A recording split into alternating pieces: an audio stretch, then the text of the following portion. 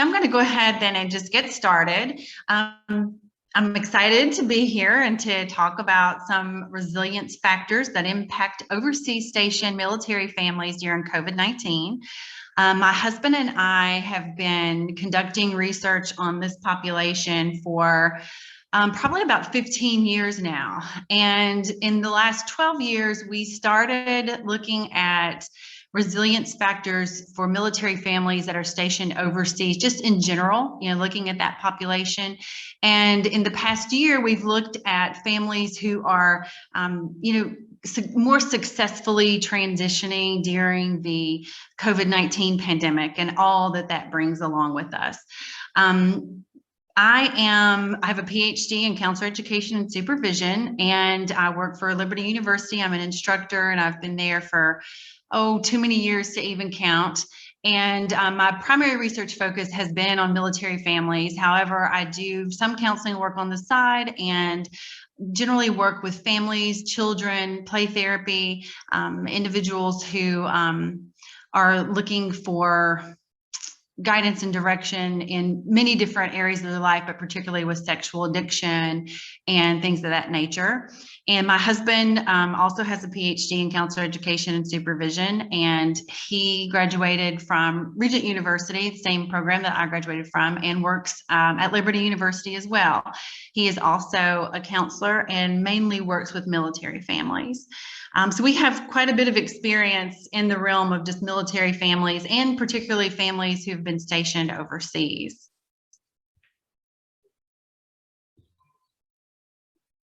So in today's presentation, we are going to look at the history and definition of resilience. We'll talk about some key factors that are related to just overseas relocation and resilience in general. We will explore those areas because from those different areas, we have extrapolated a few resilience factors that have been really important during COVID-19. Then we're going to talk about some future recommendations for treatment, as well as for research interests and things of that nature, particularly related with families that are overseas, located overseas.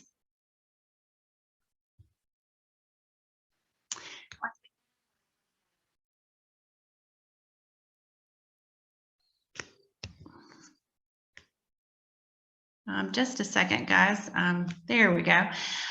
So we're going to start with talking about a definition of resilience. And there are many definitions of resilience when we look in the literature. So I'm going to focus on the two that we see most often in terms of research and what we're seeing the community looking at in terms of defining what resilience is. And we see two terms. We see resilience and resiliency. Resilience tends to look at the factors we bring to the table. So as an individual, what do I have that promotes resilience in a particular situation? This might be something that I'm born with, or perhaps I've developed over time, but I have resilience factors of my own, individuals do. And so this term kind of encompasses that. What do I have during this crisis or during a situation that I am bringing to the table that allows me to work through this? Resiliency is the ability to adapt to situations. And so there's a little twist here in this term, in that we may not have already be equipped with, in other words, some kind of resilience factor. But over time, we learn how to adapt through resources. So for example, if I'm transitioning overseas, I may not understand the specific paperwork that I need to complete, but I have the ability to reach out and figure out what I need to do. Or if there's a crisis situation and I'm not sure what the next step is to take, I know who to contact, or I'm aware of what my next step at least needs to be. So I have the ability to go out, find information, look up what needs to happen. And then we see resilience looked at in two different ways. And there was a large focus for a long time on individual resilience. And so when we look at the military in general, that focus was basically on the service member and how the service member adapted to whatever situation they were in, or perhaps even situations after they were exposed to traumatic events and things of that nature. So we look at the individual, and then we've seen more recently, starting in about 2016, a focus on research with family resilience and what that looks like. The family resilience factor looks at the family collectively. So how families are defined in many different ways, but it's a group of folks, maybe typically living under the same roof, or if you're in a military family and someone's stationed overseas, the individuals that you consider to be your family from where you're from. So if I'm stationed in Italy, my family might be in the United States, but we're looking collectively at those individuals who consider themselves a family and how they are using resilience to adapt to situations that they may face. Resilience is a difficult concept to define and operationalize. We'll talk about a few of those concepts later, which makes it a little difficult to measure. And so it's hard to really determine cause and effect in our research related to resilience. So we see a lot of correlational data, relationships between different variables that bring about positive outcomes, more so than we see causal factors in resilience.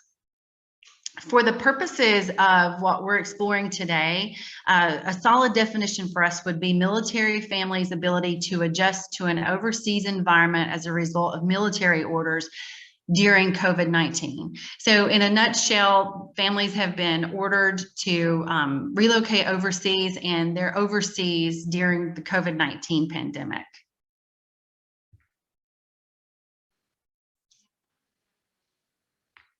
As we look at the history of resilience in the military, a large part of the research focused on PTSD initially.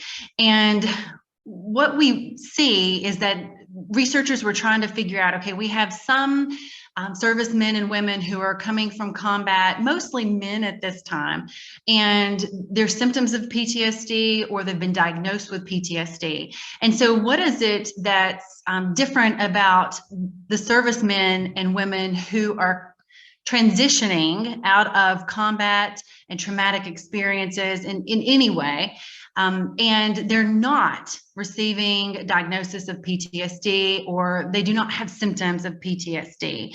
That was a primary focus for a while. And then we saw a switch to suicide. The suicide rates in our military families were, in our military, increased around 2015. And so we saw research focus on resilience factors related to suicide, particularly with our veterans, as we wanted to see, okay, what's occurring in servicemen and women who are not committing suicide? Are there some factors there that maybe we need to be working on to help improve the lives, or to help the resilience of individuals who are maybe contemplating suicide?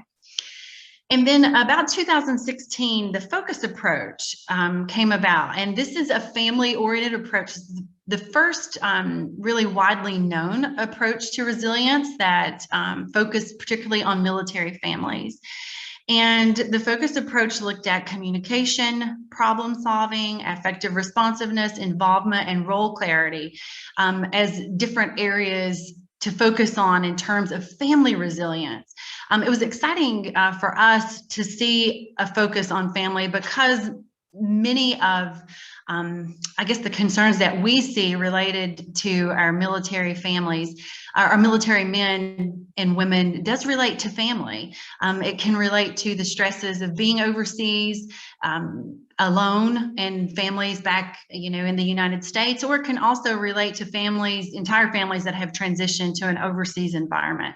So we see that quite a bit. So it's exciting to see the focus approach coming to the forefront. And then there's two factors that often come up in the literature related to resilience in families. And one of those is the relocation frequency. So the more frequently a service member is moving about, being relocated to different stations overseas and other areas away from the family, or even with the family. The frequency of that seems to bring about the need for resilience in these families. And then also the degree of preparation was a really important factor that came out. How are our military families, servicemen and women, preparing for the different relocations that take place in their lives related to where they're being stationed?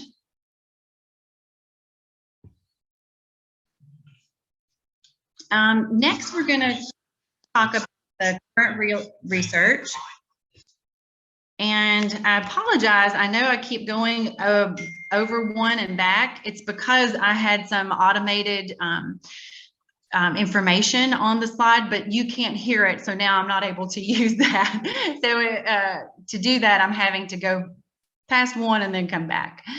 But this slide is going to get into just briefly the research that we have conducted, and we've come up with resilience factors in general for these families that are stationed overseas. You can see spirituality, support networks, resourcefulness, prior preparation efforts, flexibility, and core family relationships are some of the key factors that we have looked at and found in our research. We've looked through clinical notes, we've conducted interviews, we've spoken with many, many different servicemen and women and families. And these are the factors that continue to kind of pop up for those families who are transitioning more smoothly, more successfully compared to our families who may be struggling just a little bit. I'm going to go into some detail on each of these areas. In terms of spirituality, a definition that we've used is the overall concern with eternal human condition elements of life rather than physical and material elements of life. And we noticed that 75% of the families who successfully transitioned observed spirituality in some way. And I want to emphasize here that spirituality occurs in many different ways. So we couldn't really nail down one particular format or approach that families use for spirituality. We came across meditation, prayer, various spiritual activities and practices, even religious services. There were just so many different ways that our families define spirituality.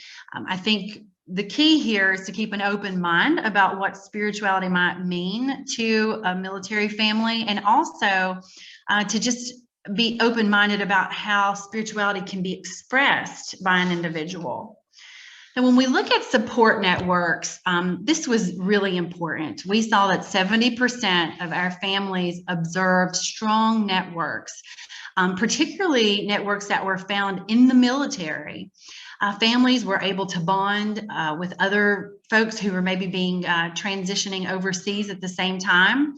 And we noticed that relationships stood the test of time. And so let's just say that two families came across to another country together. They were stationed overseas. They left at the same time, met on the plane, that kind of thing. There were various activities that took place for those families where they were able to connect, and they maintained friendship and relationship throughout the duration of their time. Think of it almost as extended family. They would call on each other for help if there was vehicle problems, babysitting problems, problems with the home, those kinds of things. Just being able to network, having strong friendships was very important. There's also a family in-doc that's provided, and many of the families who were in the same in-doc training ended up maintaining friendships throughout their time in whatever overseas duty station that they had.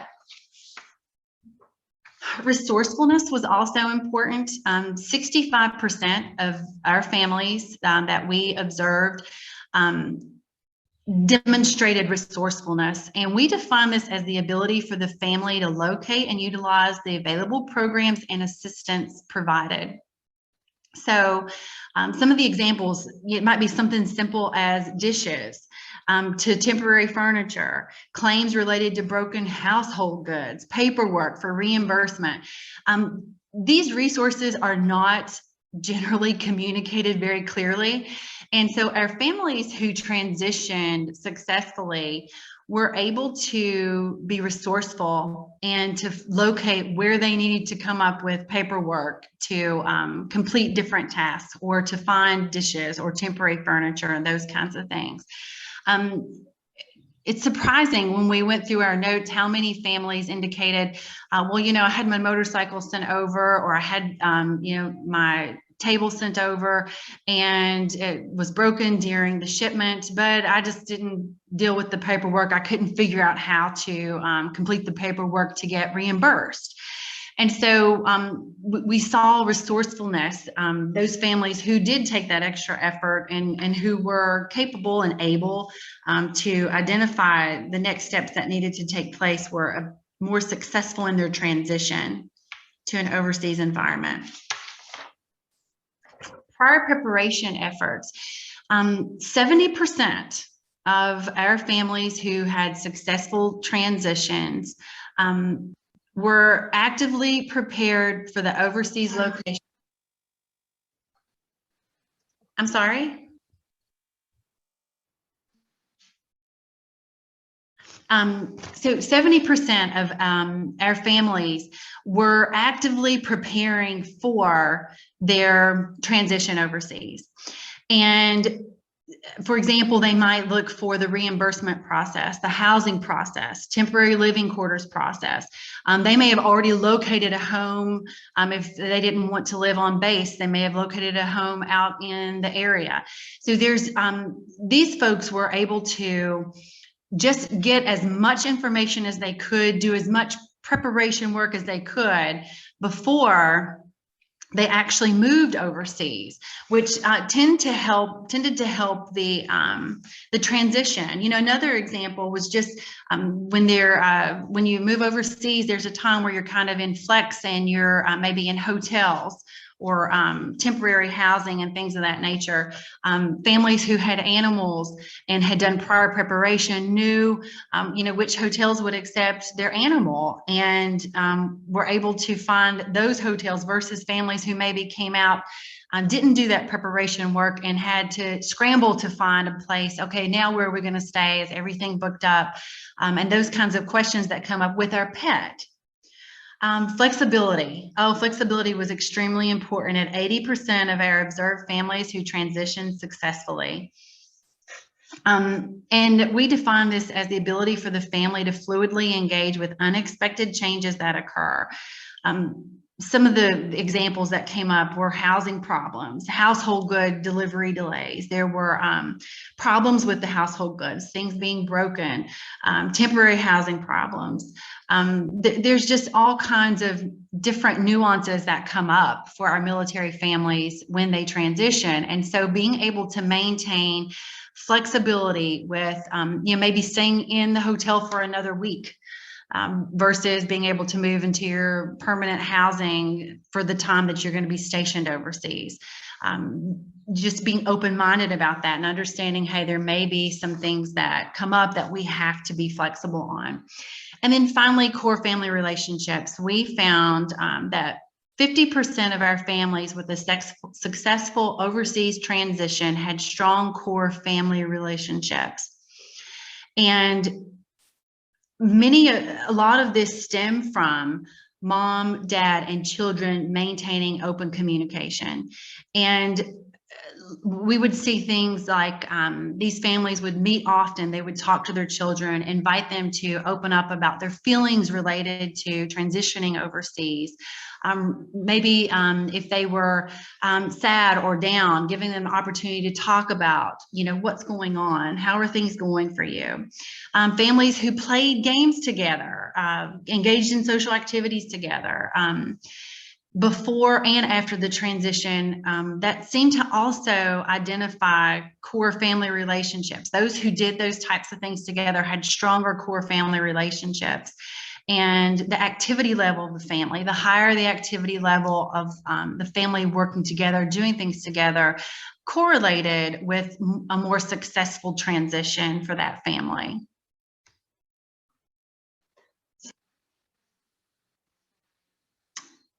As we move on to primary COVID-19 resilience factors. So the previous resilience factors that I offered to you were about 12 years, encompass about 12 years of data collection. We've been collecting about a year of data on resilience factors during COVID-19 for military families who are currently stationed overseas. And I think it's important to take a moment and discuss some of the unique factors in this year that have changed related to those resilience factors that I just discussed.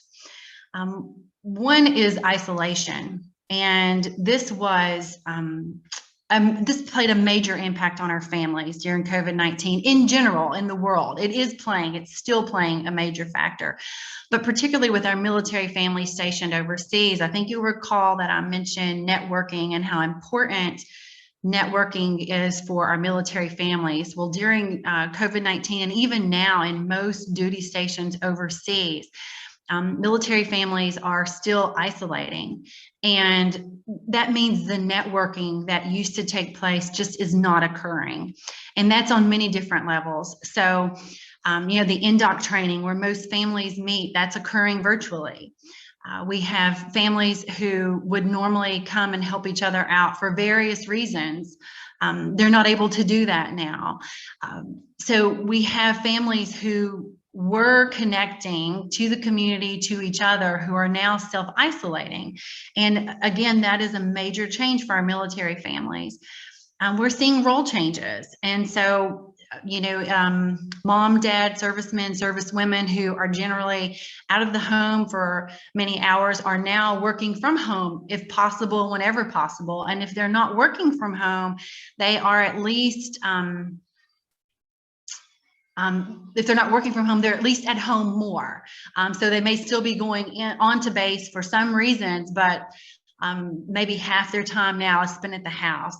And so there's this shift in role from maybe a more primarily career focus during the day to now a role of teacher, a role of caregiver. When you're not used to that role, maybe more on a full-time basis or more than what you would normally have without COVID-19. And, that's another thing. Parents are now teachers. And so we're in the overseas environment, and there are some resources, but not quite as many as there would be back in the United States. And so moms and dads are now teaching from home, and they're no longer working. And so the roles are just changing and shifting for everyone. There's a sense of loss. There's a sense of loss for our families in terms of the community. As I mentioned earlier, there's also a sense of loss for our children, military family children who used to go to school. They're now being homeschooled, and their community at school, their friends, there's this sense of loss. And then there's also a sense of loss just in general because of loss of loved ones or loss of family members due to COVID-19. So there's kind of this overall just presence of loss in our families. And then activity changes. I think I had mentioned earlier, one of those resilience factors was just in core family relationships. The more active a family was together, we saw a more successful transition for that family.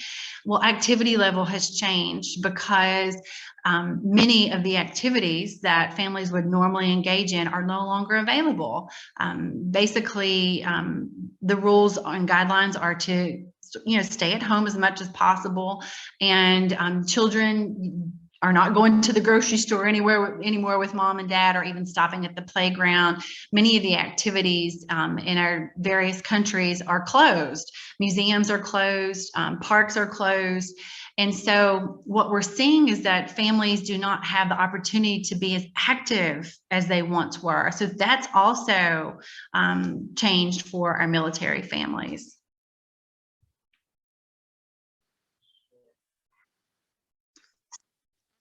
At the primary COVID-19 resilience factors. We're going to talk about 3 or maybe 4 of those, but the first one we're going to talk about is spirituality, and how spirituality has changed, and also how our families who are navigating positively or more smoothly through COVID-19 are embracing spirituality. One of the things that has changed is that group attendance is not possible. And although that wasn't present in all of our families, it was present in many of our families in terms of the core resilience factors. But even during COVID-19, our families who are working through the pandemic and this time more successfully are connecting spiritually in some way. I want to emphasize here that this looks differently for each family and each person. So I've got families who will practice yoga together. I have individuals who may practice yoga, and for them, that's their spiritual time.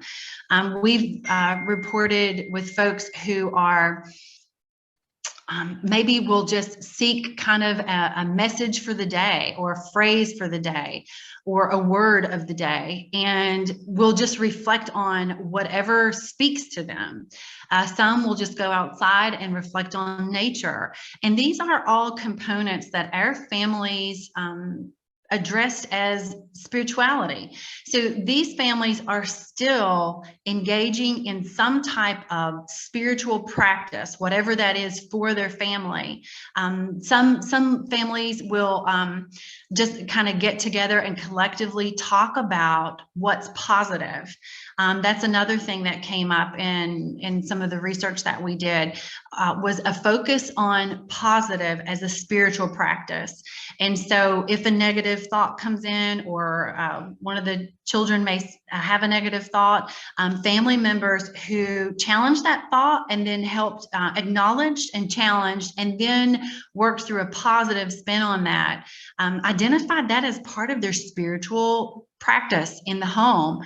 And so they were able to connect spiritually and kind of maintain that piece of their lives without having what they would consider to be their normal spiritual practices.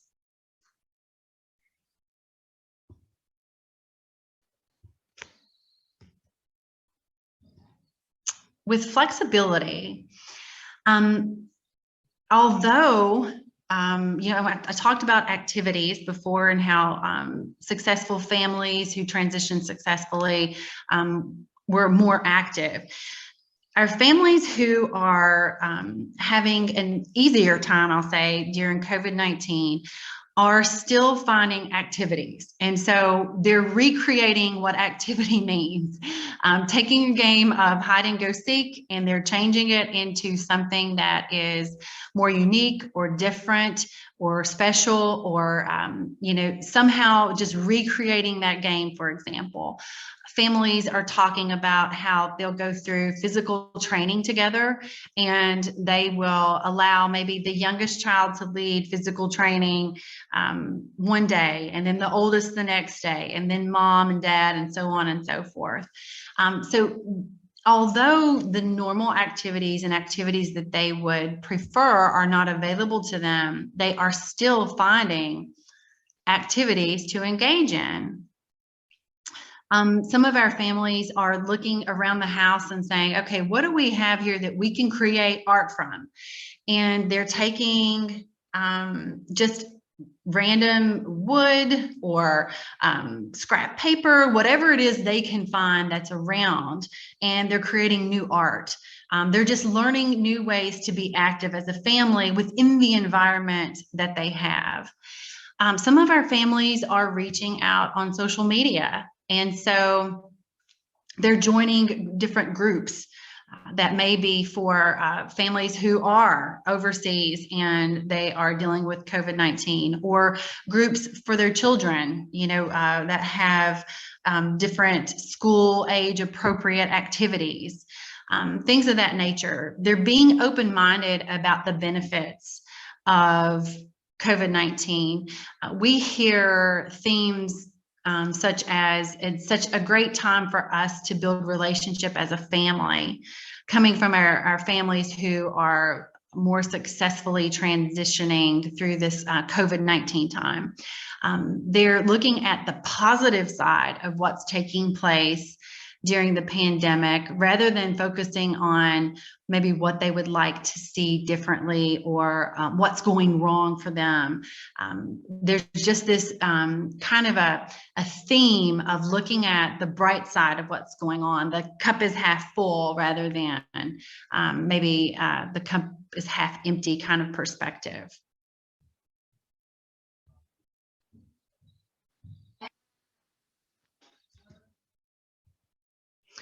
And then finally, we have core family relationships, which was another factor that we just really saw themes with, related to our families who were transitioning in this COVID-19 time more successfully. These families tended to talk about the pandemic more. And so this could be around the dinner table. They may have special times for the family unit to connect and get together and talk about what's happening related to COVID-19, what's happening in their country, what's happening in the United States, to talk about feelings and emotions.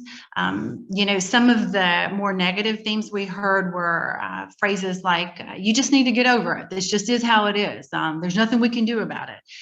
Whereas our families who were having just a more positive experience during this time, we heard themes and phrases related to, we know this is a difficult time. Let's talk about what's different now, and allowing the family to have time to just kind of process through what they're feeling and what they're thinking, what's happening, what's been taking place, how things have changed, and also, what can we do right now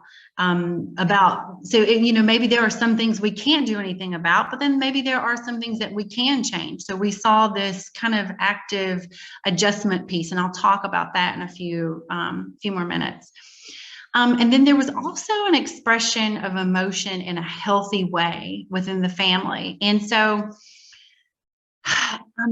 we would see themes of recognition of emotion, and then discussing what's happening with that emotion, what's happening internally, how is this emotion being expressed, what may be causing this emotion. There was just kind of just this openness about expressing emotion, compared to our families who maybe if a child, for example, was angry, would slam a door, or just run away, or kick a toy, or do something of that nature, and kind of that was just sort of the family's expression of the emotion. Or even maybe a father who would yell, or a mom who would snap back at her child, or things of that nature. So we heard those kinds of tones with families who weren't quite expressing emotion as healthfully as we would like, compared to our families who expressed emotion, allowed an expression of emotion. I think that was a key factor too,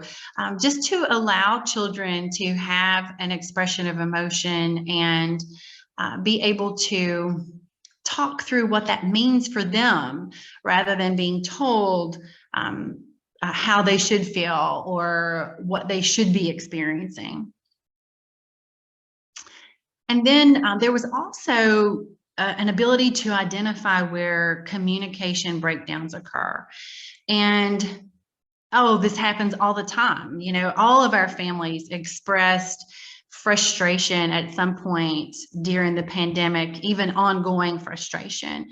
Many families talked about, okay, we've been in this house forever, we've been cooped up, and it's just been us looking at each other in these four walls. I mean, these are patterns and repeated themes that we heard over and over again. But our families who were more successfully dealing with the pandemic were able to identify when communication would break down. So I talked a minute ago about expressing emotion healthfully. If there was an unhealthy expression of emotion, you know, like a child kicking a toy, for example, mom or dad being able to just, you know, ease into a conversation of, hey, what's going on? Let's talk about what just happened. Let's talk about anger. What does that look like? And how can we express that emotion in a more healthy way? And then also adjusting where needed, because I had many parents talk about how difficult this time was and how on edge they were. And so being able to, for the parent, for example, to identify, okay, I am having a difficult time. I need to figure out what's going on personally, internally, self-care, look at some of those areas and adjust maybe the way I am interacting with my child or with my spouse or, you know, with my loved one, whoever that may be. And just looking at how do we make those adjustments and make healthy adjustments so that we are not just recognizing that we have an emotion and we've expressed it in a negative way, apologizing and moving forward with changing the behavior. How are we making adjustments? In reference to treatment options, so as we're looking at these resilience factors that were noted to just be present in our families who are positively transitioning, we're going to suggest a solution-focused perspective. And there's several reasons for that, but two of the key reasons. One is that many of our military families only have a few sessions and their time is limited. There's a lot going on, even during COVID. I've had many sessions where mom and dad are kind of tag teaming kids are in the background screaming. And so there's just this kind of focus on, okay, what can we do that's a little more immediate, that's solution focused, that we can work on right now to kind of get at what's happening. And then also consider different avenues for counseling. Most of what we're doing is telehealth related. And I'd say many of us who are counselors right now have moved and transitioned into telehealth work. But if not, reaching this population, it's really going to take social media, telehealth counseling, approved platforms for having counseling interactions with our families who are overseas, because there's not a lot of resources for them out in the community overseas. And so making ourselves available to them is very important. Being flexible in how we do that and being flexible with the environment that they may have in order to, you know, while we're conducting the counseling session. In the area of spirituality, for us, I would suggest it's been important for us to be open-minded about what spirituality means, exploring interest in spirituality. Some families may not have an interest in spirituality, and that's okay. But others may. And what we have found is that those who do have been, you know, transitioning more successfully during this time. And so we would encourage just interest in spirituality. What does that look like? And that may be part of, you know, your opening time with them as you're just gathering information, your initial assessment. Do you have any practice of spirituality? And keeping that open-minded and a broad sense of what spirituality may be. Also identifying for any possible outlets for community. I know some of our families who are having a more difficult time talked about how they like to express their spiritual selves at church or in a community of folks who also practice the same spiritual beliefs that they did. And that's not possible during COVID-19. So maybe even exploring different options for them using social media. And that may be a transition, because I know many of us enjoy physical contact, seeing one another and things of that nature. That's just not possible right now. So making that transition, suggesting that idea of possible outlets for community. And then even homework. I would encourage meditation, self-reflection, any type of even self-care, I think falls into that category. Providing our families with that type of homework so that they are, whether it's not implicit spirituality, but it certainly kind of has ties to what we would consider, and some families consider to be spiritual elements, to kind of get that in for them so that there's this reflection on other, or just kind of a time to take space away from what's taking place during COVID-19.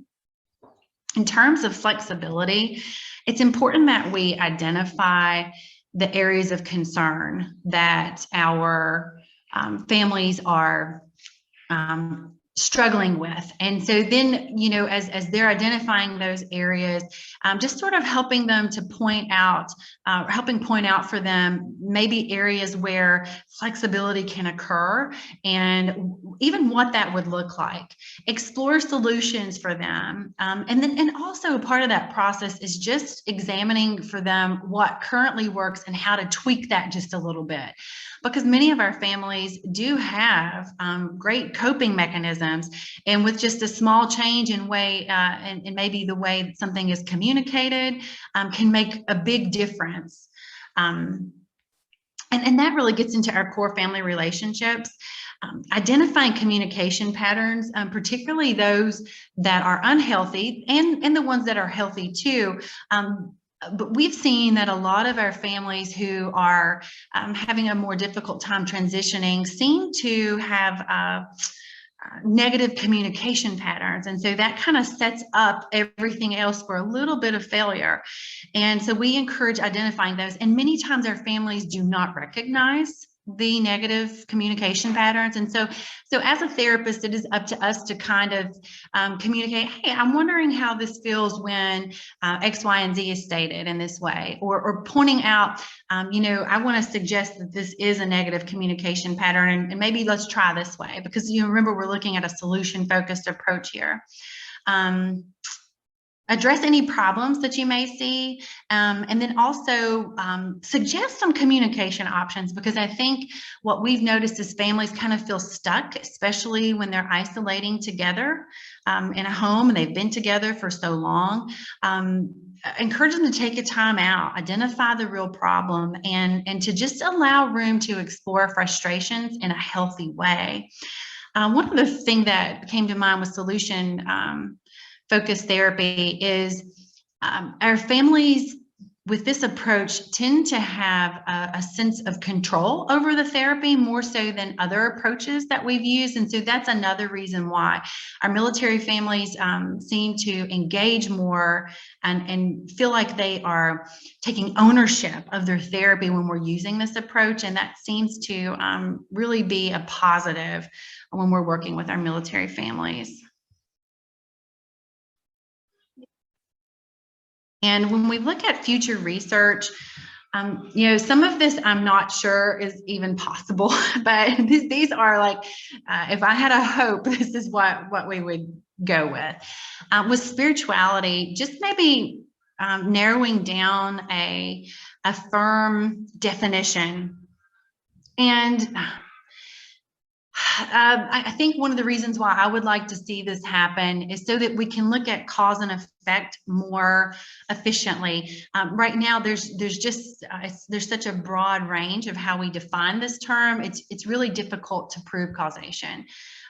In other words, spirituality does lead to a more successful transition, or is a positive resilience factor, that kind of thing. So looking at a definition, or maybe even several definitions, and then trying to measure each of those definitions against whatever other variable it is that we're looking at.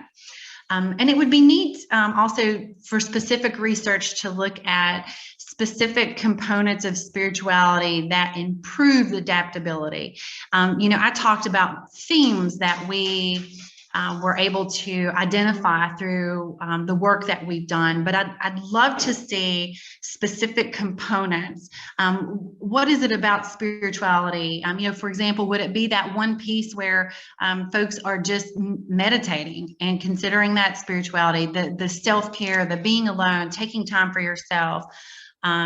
Or is it more about the family as a whole? That component of families who were just kind of getting together and reflecting positively on what they're thankful for. Is that the piece of spirituality that's connected to improved adaptability? So looking at those specific components. In terms of flexibility, again, a definition of flexibility and the application of flexibility, specific factors related to flexibility that's occurring in our families and in their relationships. I think it would be really neat to look at personality traits and how those are played out in terms of flexibility, particularly during COVID-19. So are there specific personalities and personality traits that lend themselves to being more flexible?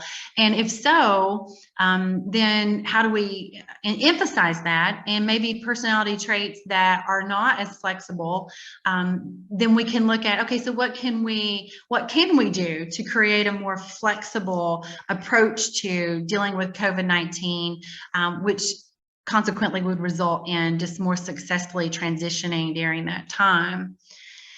And then finally, with family relationships, it would be neat to see specific dynamics that are occurring within the families. I talked in generalities based on what we've seen, but I'd like to see, dynamics between a parent and a child, and how maybe a dyadic relationship is impacting the family in close quarters during COVID-19, those kinds of things. And then also to more specifically identify those positive communication characteristics that some of our families are showing. Which of those are more translating into a more successful time during COVID-19 while our families are together in their homes? And that is all that I have. Other than references, but I want to open up some time for just any questions that you may have, or anything that's on your mind or heart. Perhaps you've worked with this population and you have something you'd like to share, any questions that you might have for me. And feel free to just kind of speak up or type in the chat. Either way is fine. This was great, Cassandra. Yeah, so we'll open it up. We have a couple minutes if there's any questions.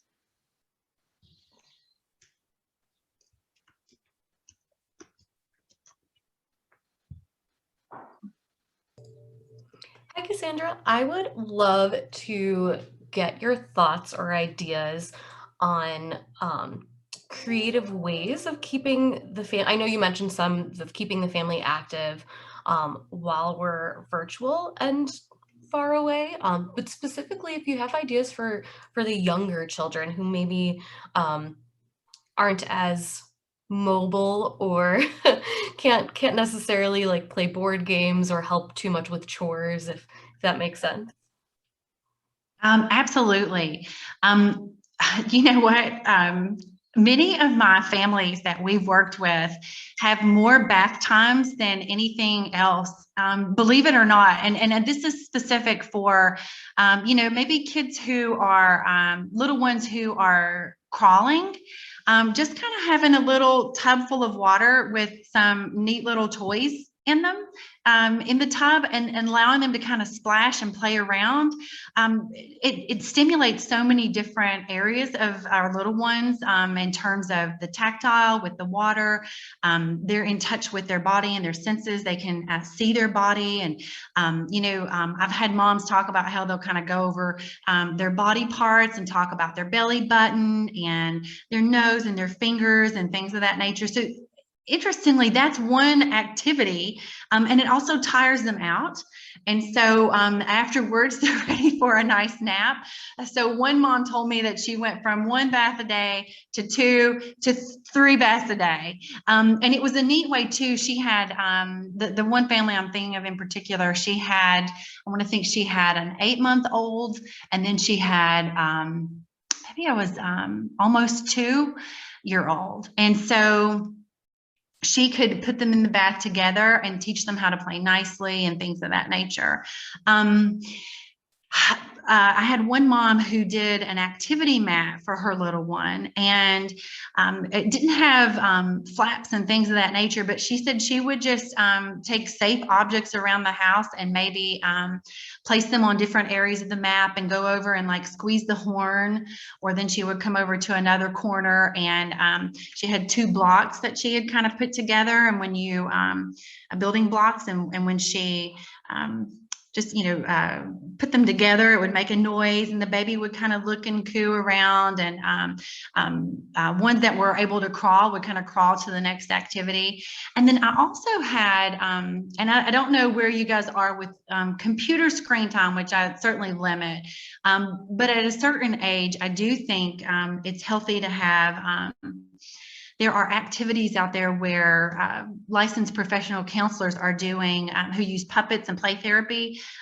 They are using like puppets to do little shows for kids that just kind of teach them how to interact maybe with someone who has autism, or to identify someone who may be hurting and how to help them and things of that nature. And I think probably more around age 2.5 to 3 would be more appropriate for that.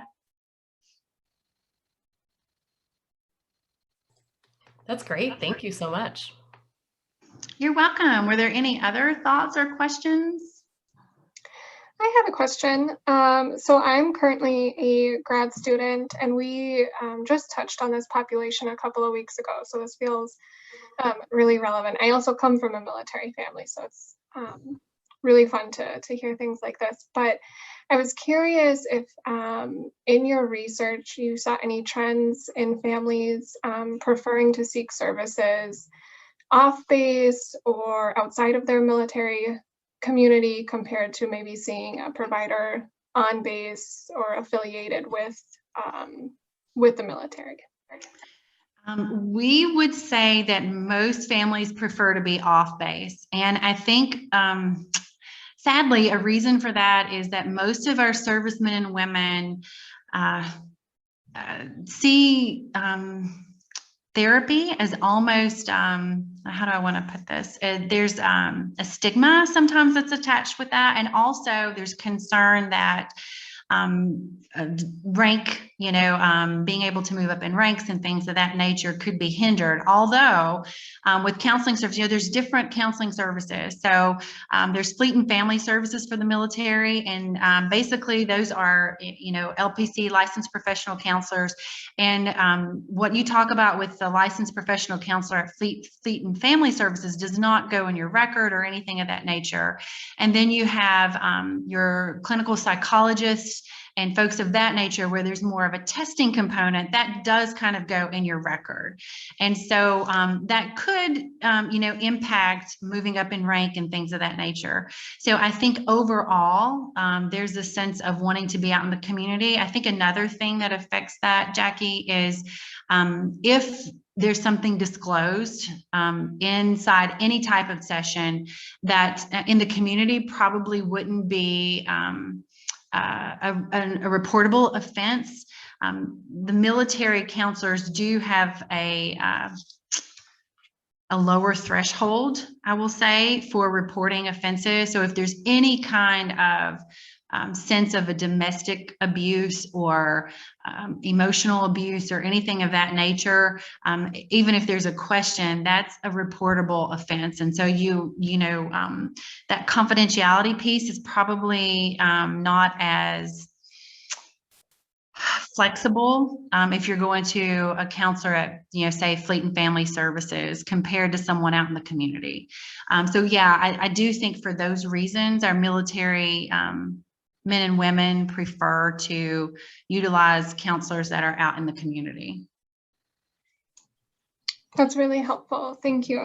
Just one follow-up after that is for a professional in the community outside of the military, do you have any recommendations or suggestions on how to make yourself more available or more prepared to serve the military population? Like specific sorts of trainings or things of that nature that might make you more appropriate fit for that population? Yes, many curriculum offer classes outside of your core classes that you have to take related to military families, military family needs, and things of that nature. So I would encourage course-specific electives on military families and their needs. I would also encourage just any type of training that you come across that would be related to military families. There are not, that I'm aware of, there are no certifications, specific to military families. Like I'm thinking of like addiction counselors and things of that nature. There's specific certificates. So I'm not aware of a certificate per se, but I think it would certainly be ethical if, you get a class under your belt or two, and then you're also, can take so many hours of training to be able to just advertise yourself as specific to military families on social media. You would be amazed. I mean, I think that's how most of us find out counselors and figure out where we want to go and do things now is on social media. And so to just be able to have that as part of your emphasis in the folks that you work with would be very helpful. Thank you very much.